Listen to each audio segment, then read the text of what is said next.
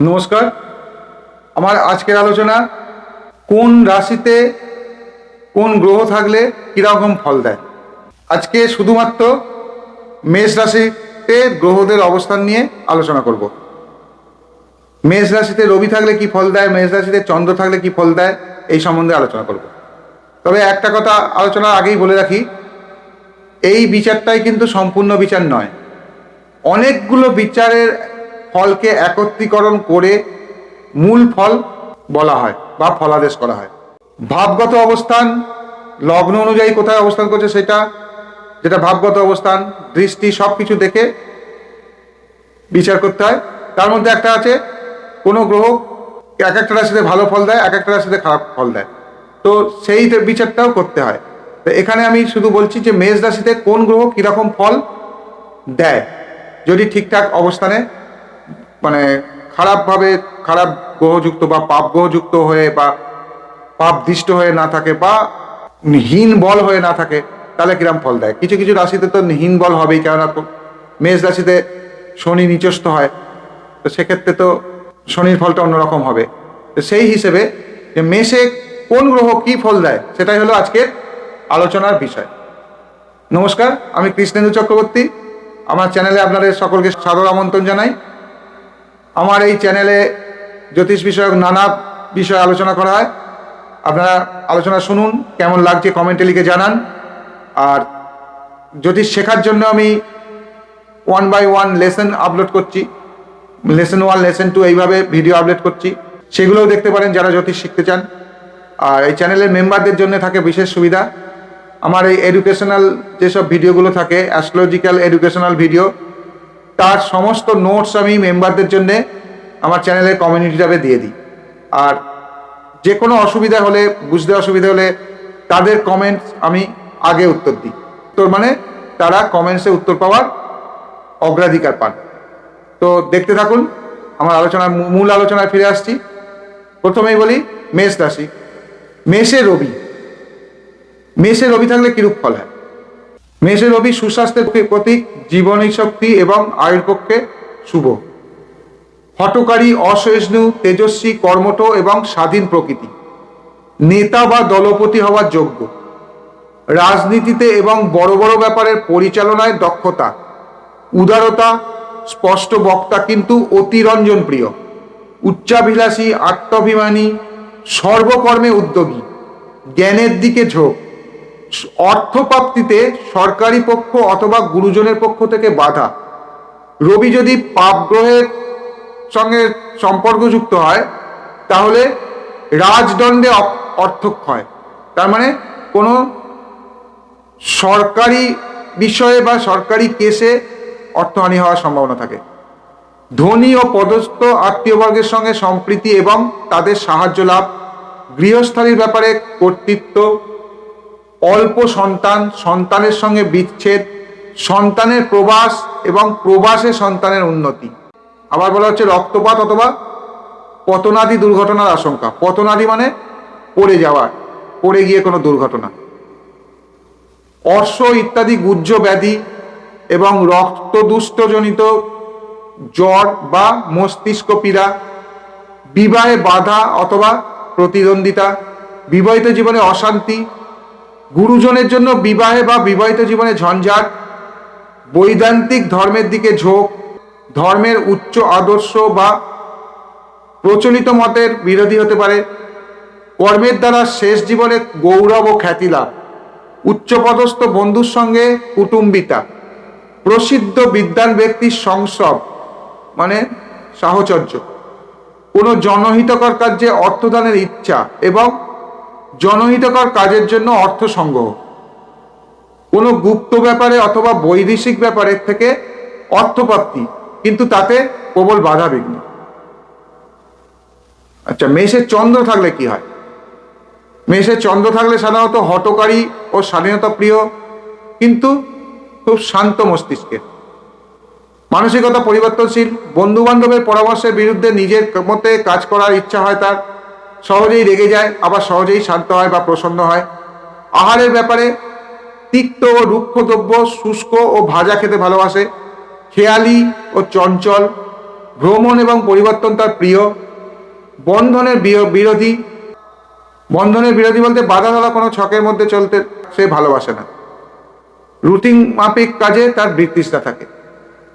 চন্দ্রের ওপর শুভ বা পাপ গ্রহের দৃষ্টি অনুসারে সুখ্যাতি বা অখ্যাতি হয়।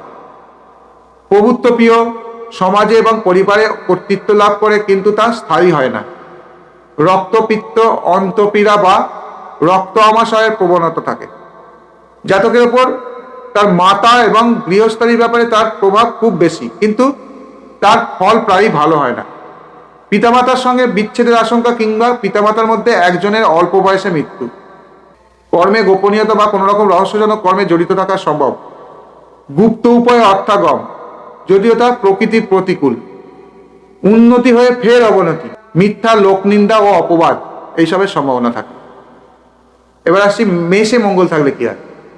উচ্চাভিলাষী, গর্বিত, উৎসাহী, সাহসী, কর্মপ্রিয়, হঠকারী, সংযম এবং ধীরতার অভাব, অপব্যয়ী, অর্থোপার্জনে বাধাবিঘ্ন অথবা অসৎ উপায়ে অর্থগম, বন্ধু বা পরিচিত ব্যক্তির জন্য আত্মীয় বিরোধ ও মানসিক অশান্তি, অতিরঞ্জন প্রিয়, উচ্চাভিলাষের জন্য পারিবারিক অশান্তি, কর্মের জন্য গৃহসুখের অভাব, জীবনের শেষে বিশেষ প্রতিষ্ঠা, ধর্মে অবিশ্বাস অথবা ধর্মের প্রতি অত্যধিক গোঁড়ামি, বিদেশে কর্মতৎপরতা, রক্তপাত, অস্ত্রাঘাত বা অস্ত্রোপচারের আশঙ্কা, স্ত্রীর সঙ্গে বিবাদ বা বিচ্ছেদ, আবার অনেক সময় স্ত্রী বিয়োগের সম্ভাবনা থাকে।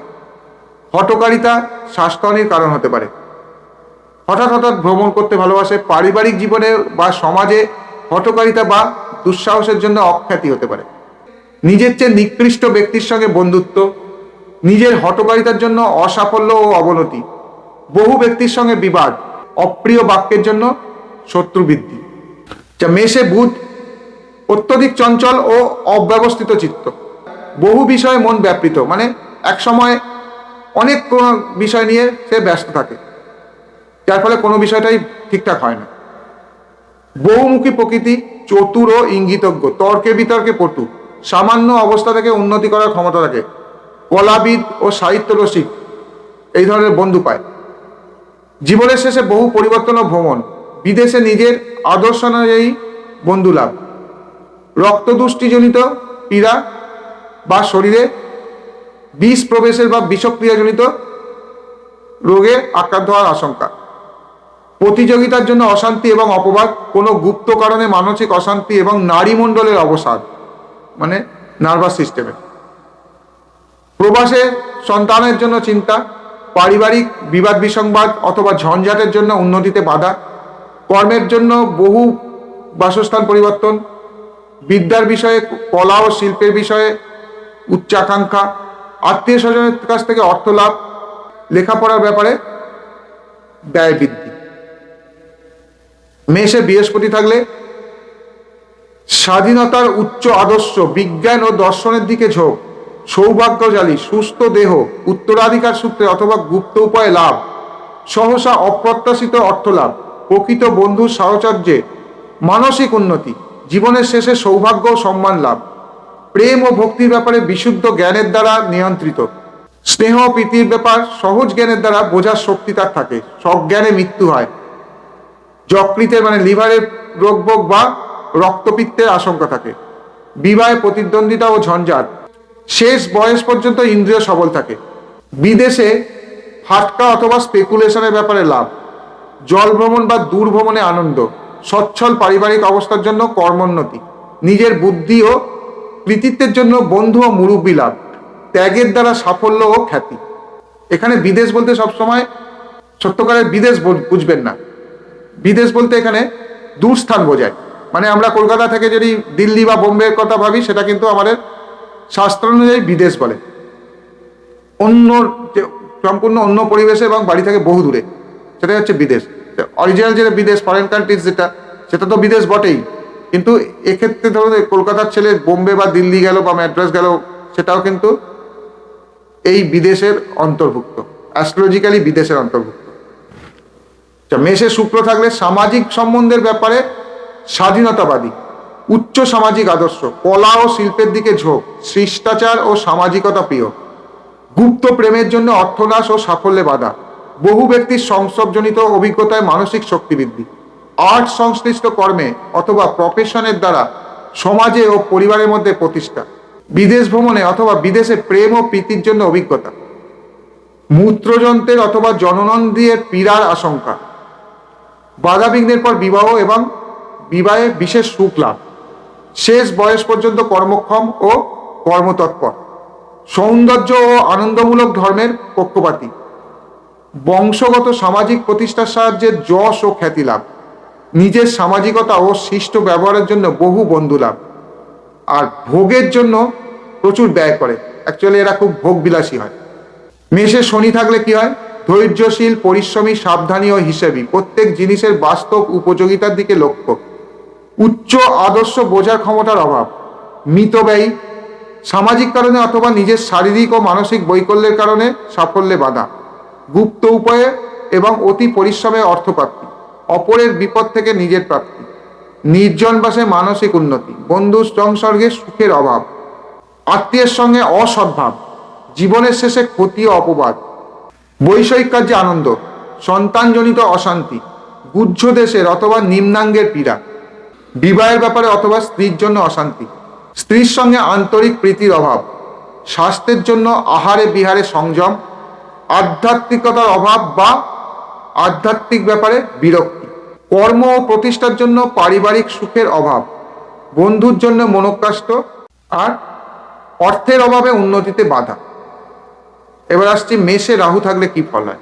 ভ্রমণ বিলাসী হয়, ভোগের দিকে লক্ষ্য থাকে, সমস্ত কিছু নিজে আত্মসাৎ করার ইচ্ছা, দূরদমনীয় আকাঙ্ক্ষা, সর্বত্র নিজের সুখের দিকে লক্ষ্য, প্রত্যেক বস্তুকে ইন্দ্রিয়জ অনুভূতির মধ্যে পাওয়ার ইচ্ছা, গুপ্ত উপায়ে বা অন্যায়ভাবে অর্থ লাভ, নিজের ভোগের জন্য বহু ব্যয়, নিজের অব্যবস্থিত চিত্ততার জন্য মানে চঞ্চল মস্তিষ্কের জন্য সাফল্যে বাধা, উচ্চাবিলাসের জন্য এবং স্বার্থপরতার জন্য আত্মীয় বিরোধ, অসৎ সঙ্গে ভ্রমণ, নিজ ব্যক্তির সঙ্গে বন্ধুত্বের জন্য আত্মীয় বিচ্ছেদ, শেষ বয়সে বহু পরিবর্তন, পারিবারিক কারণে কর্ম পরিবর্তন, নিজের ভোগ ছাড়া প্রীতির অন্য কোনো উদ্দেশ্য নেই, ঋণের জন্য দুশ্চিন্তা, এদের খুব ঋণ হয়, ভোগবিলাসের জন্য বিদেশ ভ্রমণ, বিদেশে গুপ্ত বা প্রকাশ্য প্রণয়ের ঘটনা, কর্মের জন্য দুর্গম স্থানে বা পরগৃহে বাস, উচ্চাকাঙ্ক্ষায় আত্মীয়ের দ্বারা বাধা, ভোগের জন্য ও আসবাবপত্রের জন্য ও বিলাসিতার জন্য বহু ব্যয়, আর অন্যায় আচরণের জন্য অপবাদ হয়। এবার আসি শেষ পয়েন্ট, মেষে কেতু থাকলে কি হয়?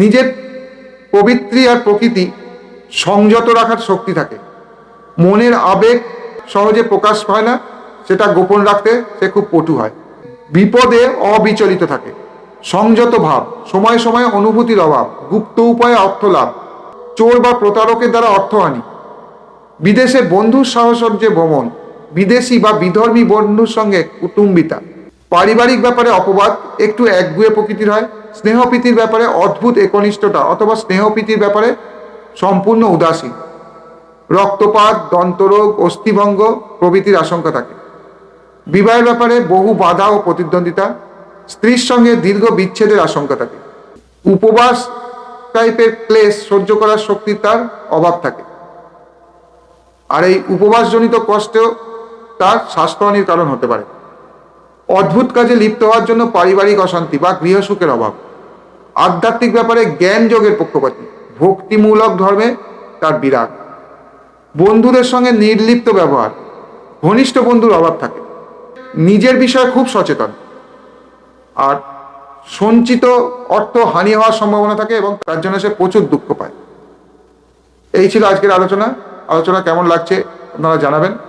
আবারও বলছি, এই ফল কিন্তু মানে একদম ফাইনাল ফল নয়, এর সঙ্গে গ্রহের ভাবগত অবস্থান, গ্রহের দৃষ্টি কার সঙ্গে সংযুক্ত হচ্ছে সব কিছু দেখতে হবে। শুধু রাশিতে এই গ্রহ আছে মানে এই ফল হবে এটা বলে দিলে কিন্তু ফল মিলবে না।